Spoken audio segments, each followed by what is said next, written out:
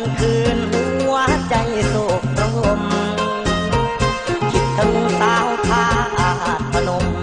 คิดถึงตาคมเลือจากคณะก่อนเคยผูกพันความกันครั้งหนึ่งผ่านมาข่าวไปในงานบูชานมัสการพระธาตุพนมคันหนึ่งมีบ้านหัวใจคันหนึ่งบ่เศร้า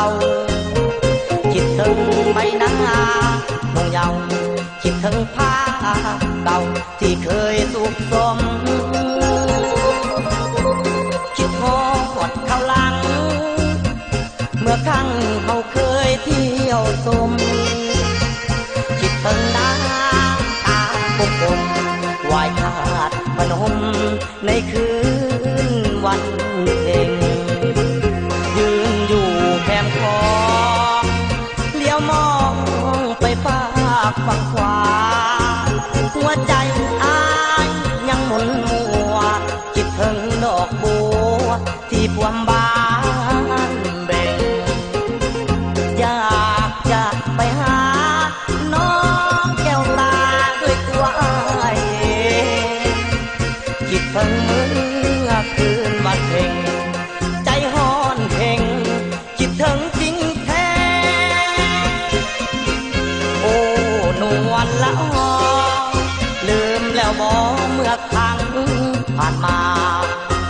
หากน้องเจ้าบอกลืมลานัดปีหน้ามายามอ้ายแน่มือบุญธาตุหลวงเสิญพุ่มพวงไปห่วมแท้จะทาน้องแม่ยอดสีแพงจะทาน้องแท้อยู่บุญธาตุหลวง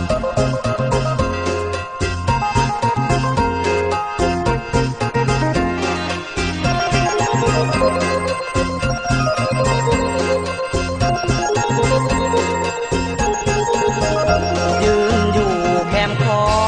งเลี้ยวมองไปฝากฝั่งขวา